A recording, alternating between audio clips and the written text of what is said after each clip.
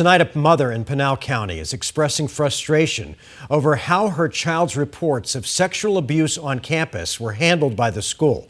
Her child has special needs. 12 News journalist Sean Rice is joining us now here in studio to break down what happened on campus. And Sean, it sounds very disturbing. Yeah, it's very tough. Back in January, a detective with the Pinal County Sheriff's Office arrived on the campus of Combs High School to investigate allegations that a 16-year-old special needs girl was sexually assaulted on campus by a male student, a classmate. Her mom says the school staff could have done more to protect her daughter, and she alleges the school did not properly fulfill their obligations as mandatory reporters.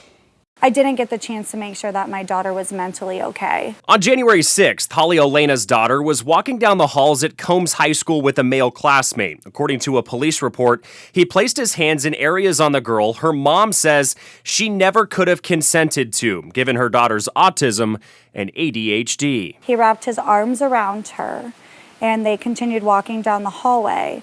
My daughter told me that he had touched her breast and also put his hand down her pants in her underwear and touched her vagina. Also, she said that he kissed her 3 times and that she was super uncomfortable. Holly says her daughter reported this to a social worker moments later before 11 a.m. that morning, alleging she was violated by the boy. A police report from the Pinal County Sheriff's Office says the school staff contacted the Arizona Department of Child Safety, but law enforcement was not made aware for over 5 hours. And the report says it was Holly who called them, not the school. She says a phone call from the school came multiple hours after her daughter reported the abuse. Considering my daughter is special needs, I feel like the first thing they should have done is contacted her parents and then contacted law enforcement. So I feel like they failed at doing that by waiting 5 hours and just sending her back to class. A detective with the sheriff's office spent weeks conducting an investigation, interviewing staff, the boy, Holly, and her daughter. Was there ever a boyfriend-girlfriend type relationship between them? My daughter said at some point she thought they were dating, then they weren't dating and they were just friends. They're in the same friend group, so I can't answer that question with 100%. They also reviewed surveillance video from inside the school showing parts of the assault, but not it in its entirety. He also reviewed a handwritten note that the school had the boy write moments after the incident happened. He wrote, "Me and a girl were walking around and I was expressing my feelings and I was feeling myself and I groped her a little. That's all. I was feeling excited and I touched her inappropriately and tried to get with her." According to the police report, the boy later took back his own admission, his parents handing the detective a written note claiming the boy was only trying to protect the girl from consequences from her parents and reported what he thought the school wanted to hear, not what factually occurred.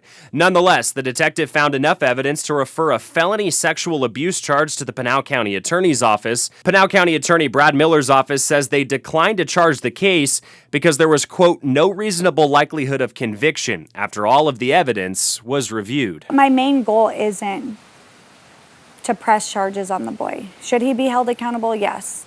But the main goal of this is the school should have reported. A separate independent Title IX investigation recently concluded that the boy did not violate the district's code of conduct or policies related to sexual harassment. Holly was provided that letter last week, but she's appealed because the Title IX investigator did not factor in the written note from the boy, written the day of the alleged assault, admitting to groping her daughter. In the appeal letter, the investigator writes the handwritten note was not provided to them by the school, despite the fact that all statements were requested.